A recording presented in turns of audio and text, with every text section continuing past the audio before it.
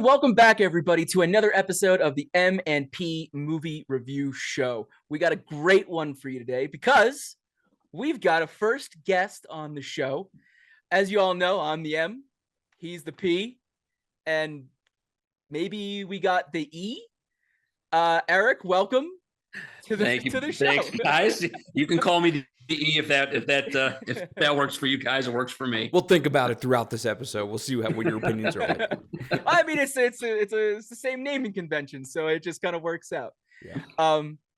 But yes, like I said, guys, we got a great one for you today. As homage / little nostalgia, we are bringing back some old school movies, and that is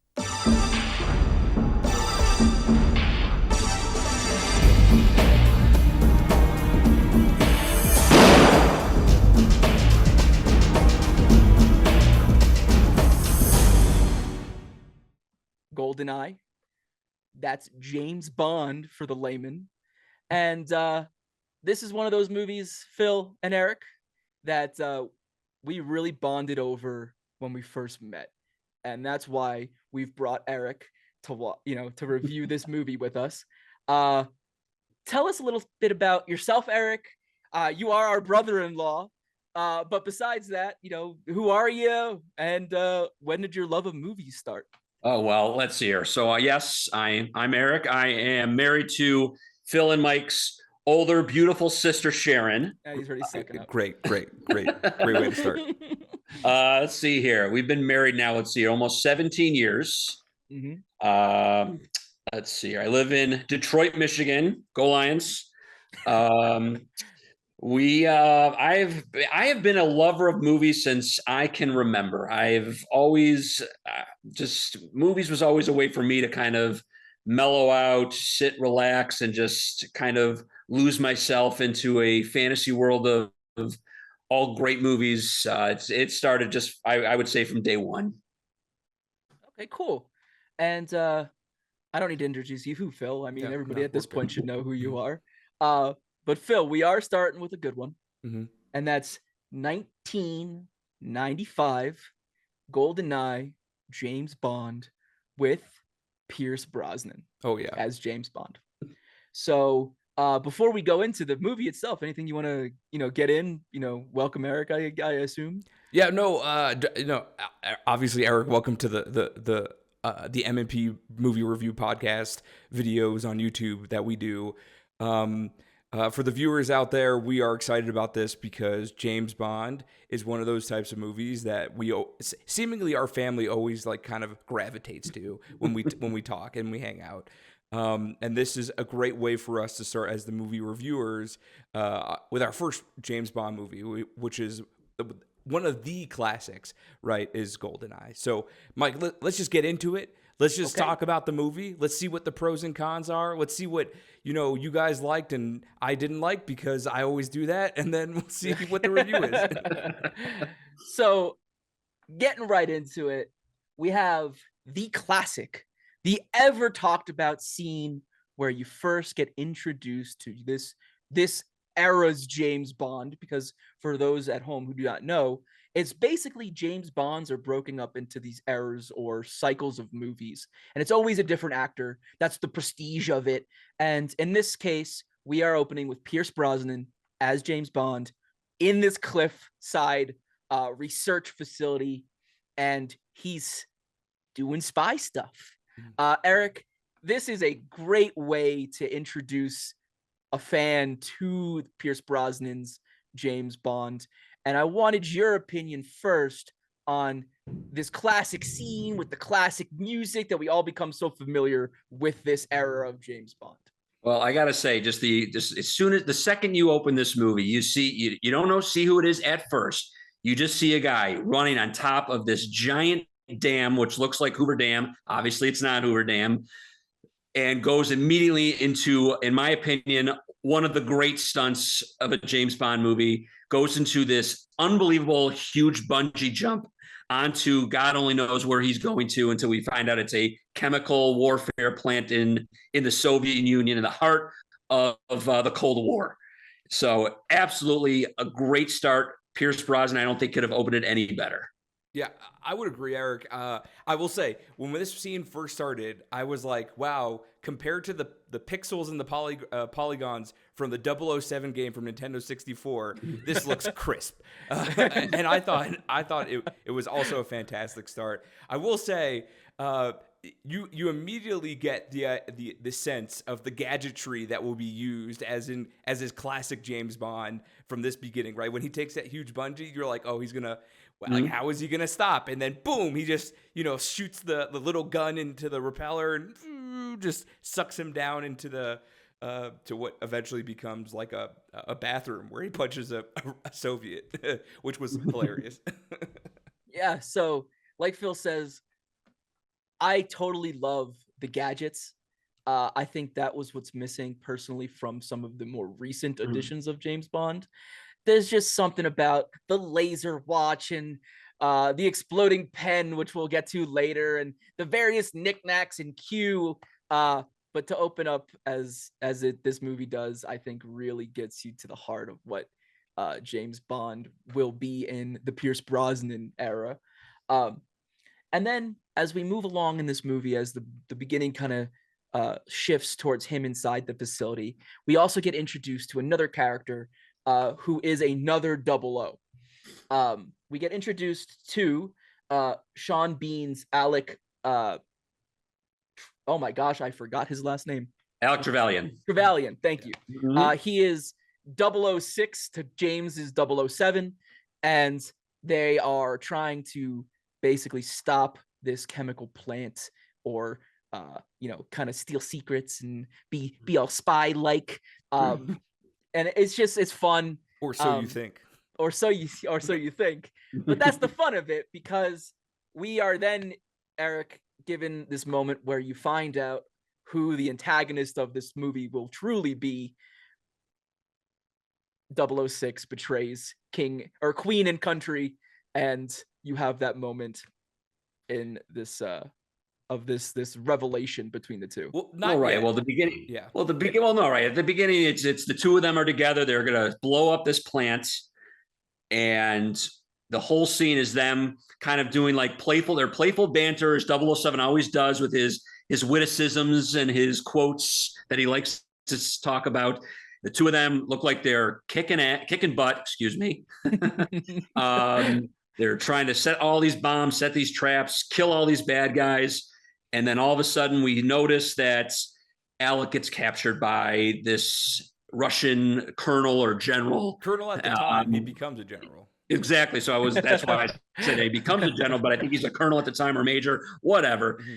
And pretty much James Bond is brought to a decision. Does he fulfill the mission or save his friend? He has a choice. And that's where the beginning starts. Yeah.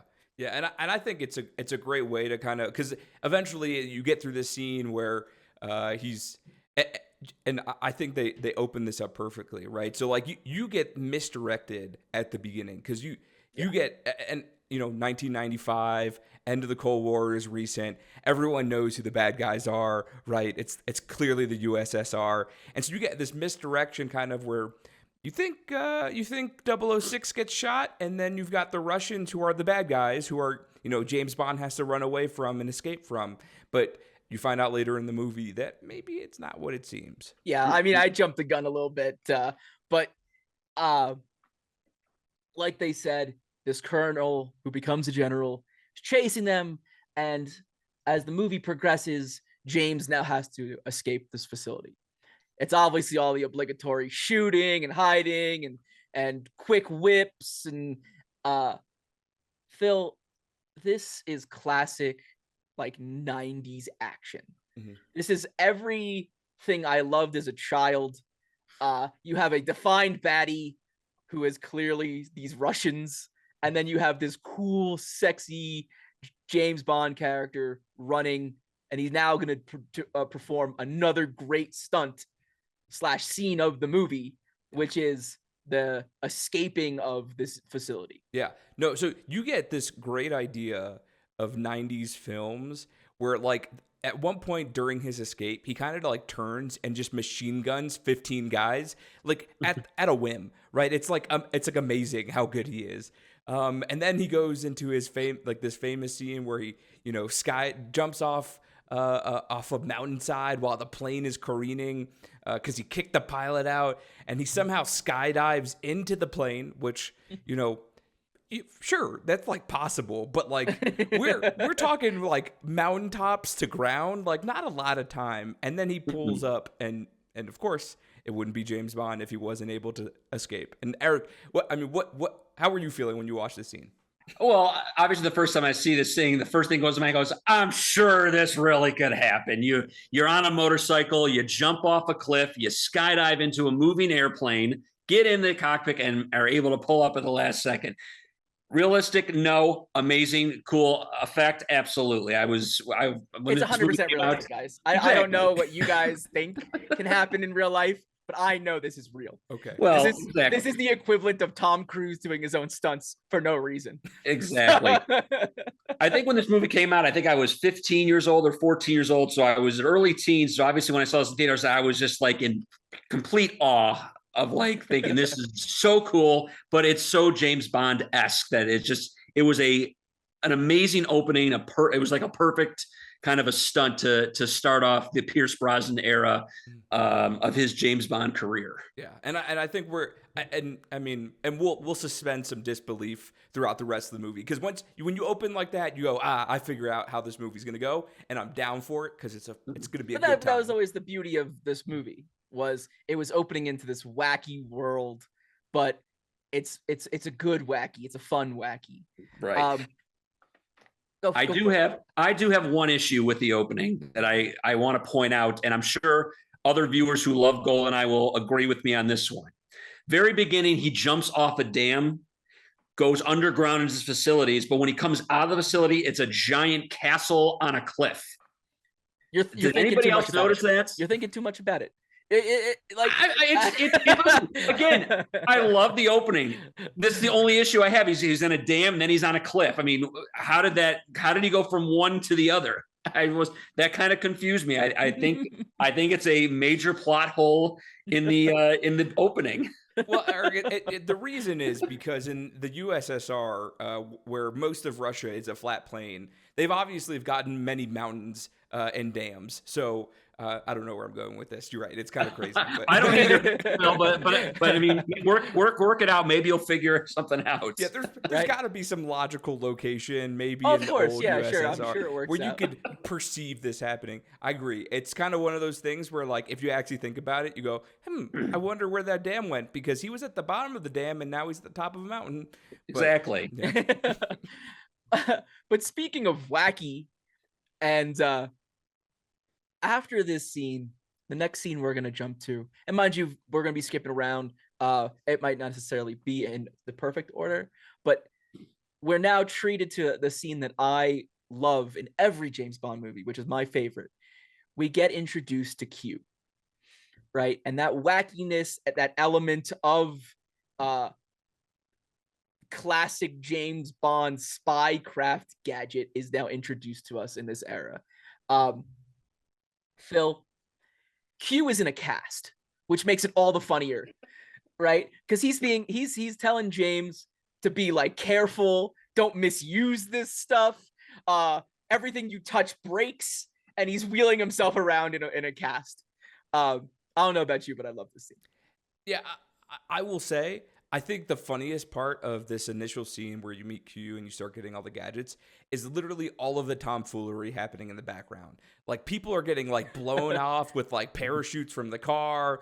Like, people are getting, there's like one guy who like walks into a phone booth and like the airbag explodes while he's in the phone booth.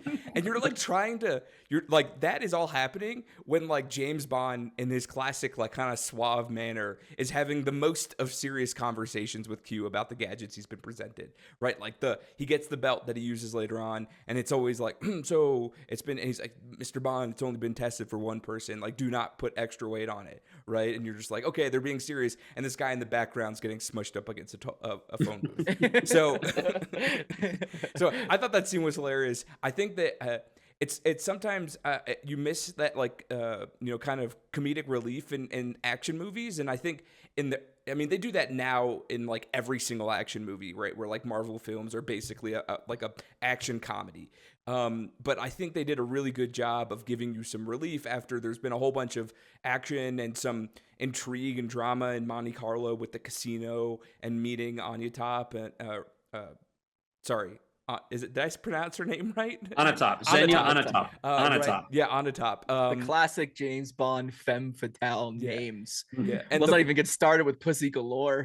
We'll get there, Mike. No, so no, that scene was that I had a blast watching it, and I thought it set up really good for. It set up the quality of kind of the humor that they're going to use throughout, but also it allows for the progression of kind of some foreshadowing for what the gadgets are going to be used for. And Eric, also in this scene, we are given a lot of the classic James Bond tropes, at least for this particular set of movies.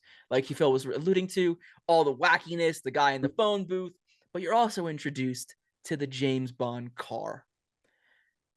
Oh, the BMW this time. Usually, used to classic. The Aston Martin was always, to me, and always will be, the quintessential and the best James Bond car. But back in the 90s, the BMWs were starting to come out with those cool Corvettes, definitely cooler style cars. They were definitely, I think, the car of the 90s. And you see that beautiful, small, blue BMW that has that special special Stinger rockets inside of it. That they're alluding to that this is a James Bond movie. We're bringing back some old school stuff from the original days. Definitely, every time you go to a Q scene with James Bond, it's always going to be funny, serious, and you're going to have some amazing, cool gadgets that I always said to myself as a kid, God, why can't I have this stuff? Yeah, why can't I have a car with oil slick? Exactly. Well, with that, we'll be moving on because these two scenes kind of interwove with each other. Because while James Bond is at headquarters, we're then treated to another scene where we're in some Soviet state. I don't specifically remember where.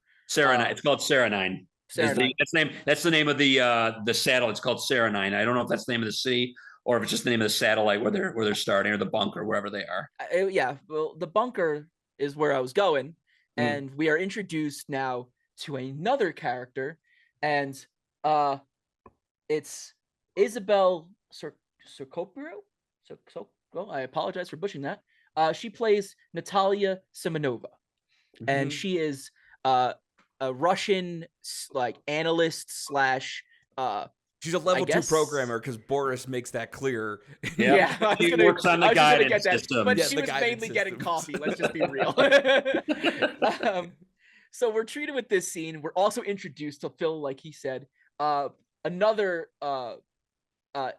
I guess he's not really the villain, but he'd like to think he's the villain. He's the as I like to say it. He's one of the henchmen. Yeah, you could say it like that. You could say he's one of the top henchmen for the main bad guy. And we're introduced to like he said, the name is Boris Grushenko, and he's played by Alan Cummings. And this scene is everything I want in a spy movie, because when they introduce GoldenEye, Eric, you could tell it's one of those scenes where everybody in this room is evil. You just don't know yet which degree of evil they will be.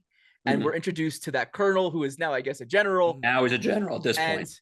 He is now evil, and not just evil adjacent. Right. Well, you definitely know because they bring in the general, and you got Xenia Onatop, but two of them come in. And they're saying it's a test. We want to see how fast you guys can bring us the disc for GoldenEye just to test it out. And the second he gets it, he plants it in. And what happens? The real chaos happens, and the other hench woman, Xenia Onatop, just takes her machine gun and just kills everybody with the greatest pleasure. And I do mean pleasure. When she kills people, because she actually gets off when she kills her prey. So we know how evil. So they are killing everybody they possibly can. So nobody knows what's going on. Yeah. And the scene, Phil, right? Like I said before, they're kind of interwoven it with scenes from MI. and the people at British intelligence are basically watching this happen because the whole region they're like surveilling goes offline. What was the first thing that you thought of when you realized that this is what GoldenEye is? Yeah, I was shocked. So, I mean, there's like the part of the scene where they scramble the jets and the satellites are tracking it. And then you see from space, right? Which for 95, the CGI I thought was really good in this movie. You see the satellite kind of unravel, and then I was shocked because I was expecting like either like a nuclear warhead coming from space or maybe like a space laser, right? Maybe that was just my like Austin Powers kind of like fantasy.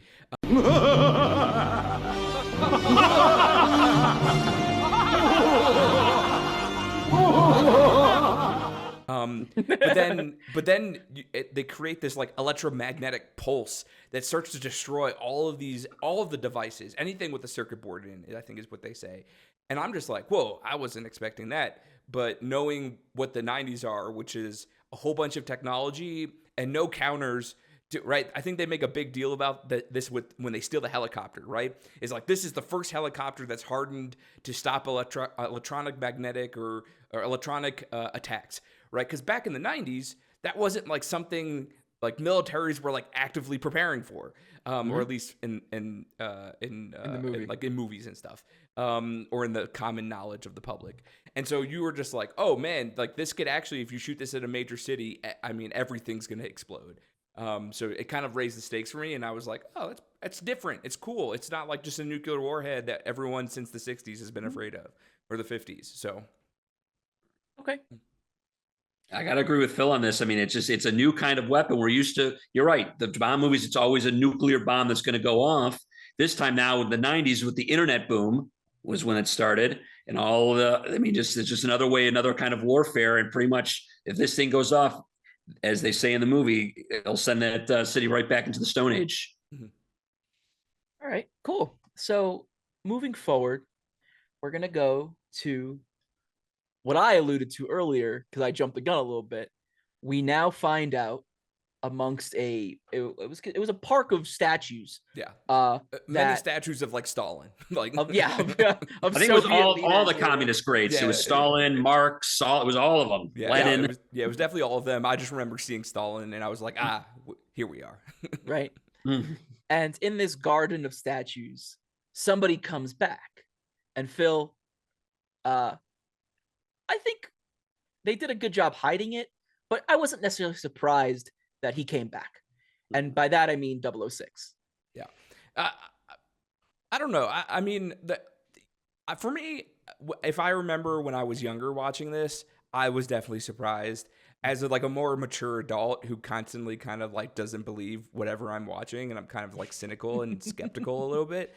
It was kind of like, okay, you saw him shoot, but like I think the camera angle was a little bit like looking at the colonel at the time he shot at the dam. So like you were like, maybe he's coming back, right? Like, but I thought but what I really liked was how he looked different, right? Because he makes a note of it because his face is all screwed up, and it was because James Bond decided to change the timers from 6 minutes to 3 minutes, and he's like, I don't remember if it was in this scene or it was another scene, but he was like, you're the reason this happened, right? And so now you understand like the personal connection as to why like they are going to be like a good antagonist protagonist duo, is because James Bond's to blame for his malformity, but he's also this guy was a bad guy who was going to try to screw James Bond anyway at the beginning of the movie. So and obviously James Bond made a snarky quip about his face, and you're just kind of like, oh, let's not rub dirt into this guy pointing a gun at me, but James Bond. Yeah. Well, he calls himself Yanis, which is I think it's like the Two-Face. It's considered like the Two-Face god of, and I forget which background it is. So hence the quip. He goes, "Oh, is this the quip about his face?" And he's like, "No, it wasn't Yanis. It was you that for setting the timers shorter time." Mm-hmm. So that's how we got that face. And with that, we move on again. And we're moving along pretty good. We get another scene that's just an iconic scene. And this scene, for me at least, took this movie from being fun to very, very fun. And that, of course, is the tank chase scene, which is ridiculous. Nothing about this should happen, but it's here. I'm for it. And apparently this tank can go like 80 miles an hour, like through the streets, but like that little junky car isn't able to get away. Eric, this is why I love James Bond movies. Right here, this scene. Absolutely. I mean, you go into past James Bond movies, he's been chased on skis, or he's chased on skis. He's done cars. He's done bobsleds. Now it's like, or he's done airplanes. He's done skydiving. What can we do next? What's the next kind of vehicle we can do a chase on? Let's do a tank. Why not? And it's hilarious how they go through the smallest little, you see the small car going through a little tiny space, hitting wall to wall, and all of a sudden the tank goes through the walls. And he's got cars chasing him to try to stop him while he's trying to save Natalia from the evil general and Janice. But using a tank, definitely a very nice change from what we're used to seeing from car chases. Phil, I think the most ridiculous part about the scene is the guards trying to stop James are shooting at the tank with AKs like it's gonna stop the tank. Yeah. I mean, there's hilarity that kind of ensues with like these Russian police officers and military guys who are like, well, shit, what do we do? And then my favorite part of this scene is for a while, for like a couple seconds, it keeps like, it's showing the tank, it's showing the scene, and it keeps showing this like roundabout around a statue. And then it shows the tank moving, and it shows the cars moving again, and it shows this roundabout, and you're like, oh, the tank's definitely going to come up to this roundabout. And boy, does he come through the roundabout, because he totally destroys that statue that's in the middle, and the horse, it's like a horse guardian statue, and it's on top of the tank. And of course, it wouldn't be James Bond if he used every weapon to his advantage. And so what does he do? He drives the tank with that statue on, and then he finds himself in a roadway with an overbridge, uses the horse to collide into that bridge, and then fall on the chasing police. And that's how like the totality of the scene ends as they get to the hardened train. It's like, man, destroy. I really like. I meant to Google this beforehand. I wanted to see how they filmed this, because there's no way in the 90s they were at some like Russian town actually in Russia. But they did whoever designed the set, like, it made me feel like I was in a Russian city. And boy, did they destroy it. And it wasn't CGI. This was like an actual tank going through buildings. This is all practical effects. This is before CGI. I thought it was a great scene. I loved it. The only thing I will say, and now I'm going to start to get a little bit negative, is the sound Foley for this scene hurts my ears. I was listening on my phone and my AirPods around this time, and if you listen to the scene, it's like constant squealing and screeching every time the tank is on the road. And I was just like, maybe if they lowered that just a little bit, I wouldn't be cringing right now. But that was my only complaint with the scene, was the sound effects. But the totality of the scene I thought was fantastic. All right, so we're going to push on a little bit forward. We're kind of getting towards the end of the movie now. And at this point, James and his new Bond girl, their names all blend together for him, so why should it matter to me? Sorry. Natalia. I was getting there. I was just making a joke. Natalia and James are now progressing through the story. They're heading to Cuba now because they have to stop the deployment of GoldenEye. There's a little bit of a fight between James and Anatop. James beats her. It's a ridiculous fight, but it's there. When they get captured, though, they're now in the facility, and an old friend rears his head. Boris is back with the pen we talked about earlier. And Eric, this is that classic. I'm saying it a lot. I'm repeating myself a lot, but it's a classic moment. It is a classic moment of him twirling this pen and not knowing that if he gets the combination just right, boom. Right. Well, you've got You've got him nervously typing on his keyboard, one pen in the hand, constantly going like this, and you see James in the background constantly counting to see, is it active or is it not active? Because 3 clicks, it's active. 3 more clicks, it's not active. So James is counting it in his mind and trying to figure out, how do I get this pen, knock it away.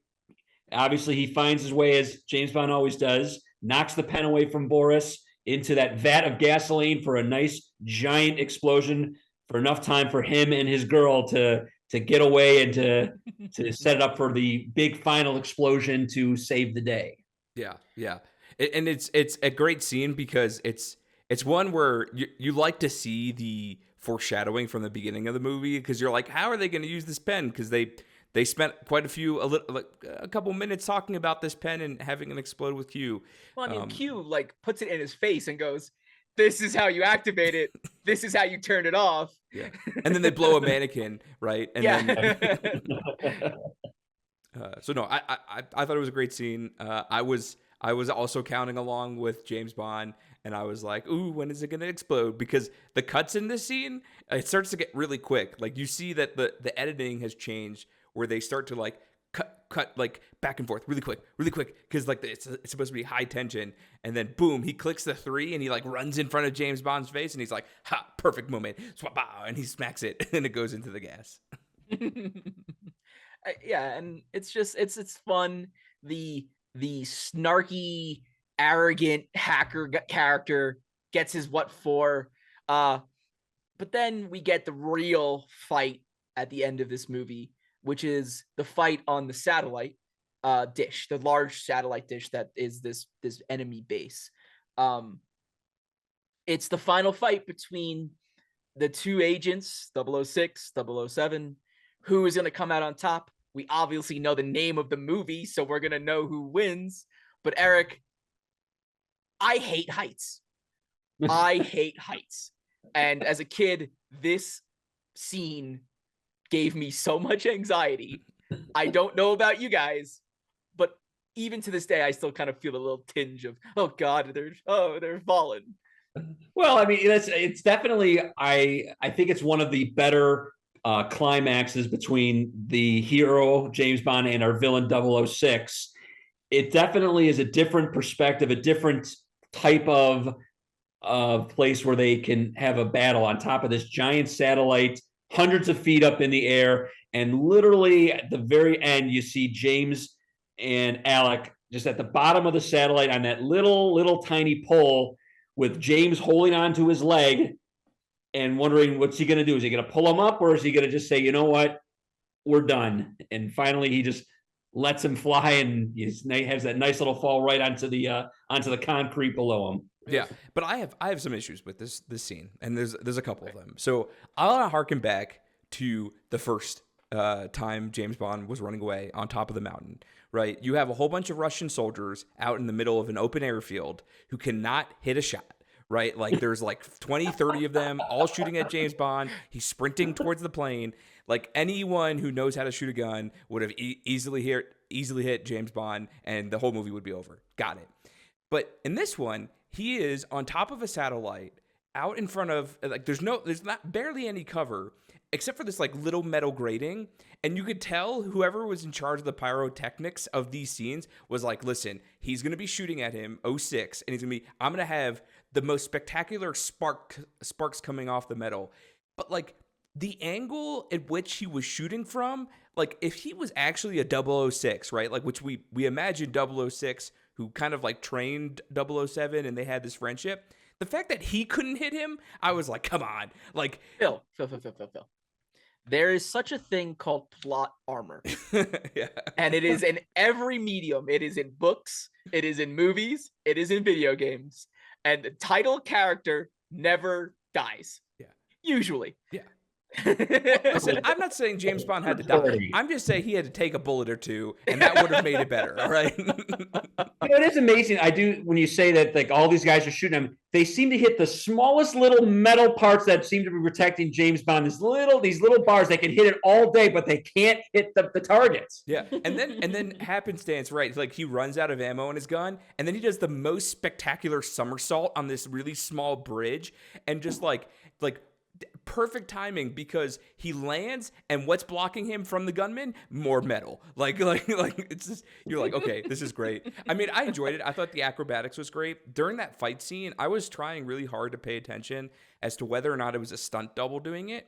And for a lot of it, I mean, other than the fact that maybe the cameras back then were really like, it was hard because there was like shadows and stuff, but it looked like a good portion of it, Pierce Brosnan and Sean Bean were involved. So again, hard to tell. Who really knows?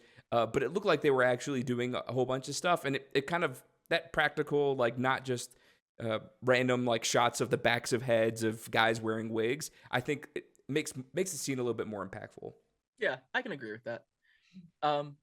Before we close out, because after this final scene, it is the end of the movie. Mm-hmm. It is the obligatory kissing the girl, flying off to wherever it is they're flying off to. He makes at this point in 2024 a comment he could not get away with, and basically takes her away to go probably have sex in a hotel room. We are now at the end of the movie. Well, they're probably going to Guantanamo because you have to remember at the end, the CIA guy that we didn't talk about, but the CIA guy from Russia, who is now his like best bud. Right? Oh, true. Yeah. he's like, oh, I did come, and boom, all of these Marines just like pop out of the bushes in ghillie suits, right? And you're just like, well, shit, why didn't you have these Marines? You know, they could have helped taking down this Russian satellite base that is in Cuba right next. I mean, like it. I thought it was a great scene. I thought it was a good ending. I enjoyed it. I am a fan of, you know, old CIA guys like totally being nonchalant while James Bond almost died multiple times. And I think the best part for that, since you brought it up, it's not the fact that he's like in a ghillie suit. Also, they're always in like a white linen shirt or something. And isn't he wearing a Hawaiian shirt in this one? I don't know if he's wearing a Hawaiian shirt, but he is definitely wearing like an army cap and like a white beater with like a shirt that's kind of open. I don't remember. I'm forgetting. No, Mike, you're right. When they first get to Cuba, you see Bond's driving the BMW with the girl, and he flies that little Cessna plane down, and they kind of switch places. Yes, he is wearing a Hawaiian shirt. Right. Yeah. Like a straw hat. Yeah, because that doesn't stick out, you know, like a white guy in Cuba dressed like he's this. He's also the taxi cab driver in Russia, like the guy who picks him up in Russia at but like a white guy blends in better in Russia. He is speaking English with the most American accent. Granted, all of the Russians are speaking English in this movie, right? So like, I get it. Like it's everyone like. Even in Russian headquarters and at the Minister of Defense of Russia with all of the ministers, they're all speaking English. Like, got it. It's part of the movie because I'm an American and I need to view this.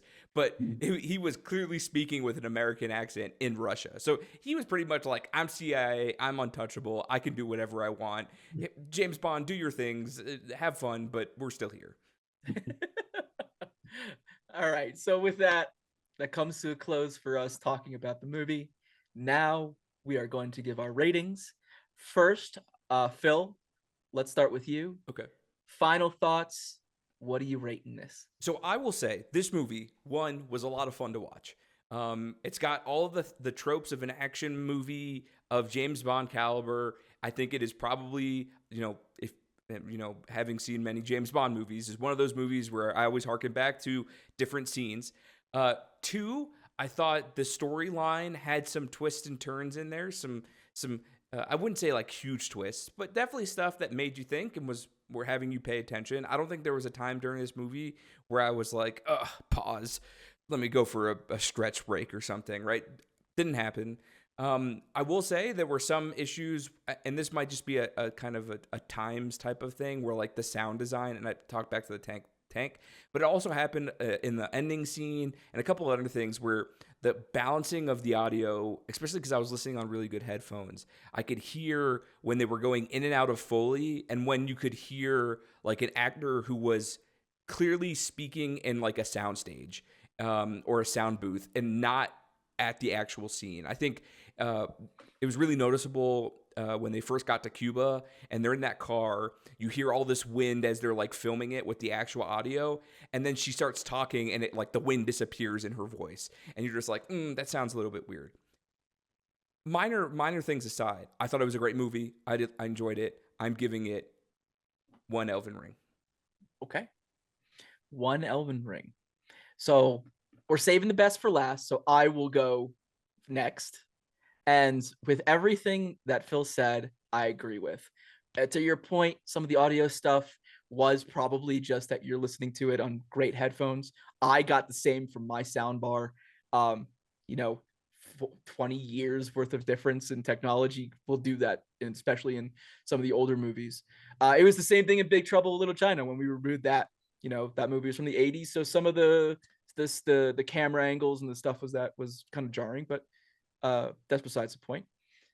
This was my first foray into James Bond movies as a kid, so this movie has a special place in my heart. It's fun. It's fun. It's just fun. Pierce Brosnan is my James Bond. As much as I like Daniel Craig and Sean Connery, Pierce Brosnan was my Bond growing up. And with that, I am giving this 2 Elven Rings. And this is a movie that I will watch anytime it's put on. I will watch it again and again. And if I'm not busy, I will remember to watch it for a movie review. And finally, because you are our first guest, our esteemed first guest, you will have the last word. What are your final thoughts, Eric? Well, I will say that this as a person who has seen every James Bond movie multiple times, this 100% fits the James Bond mold for me. It's definitely in my top 5 of all Bond movies.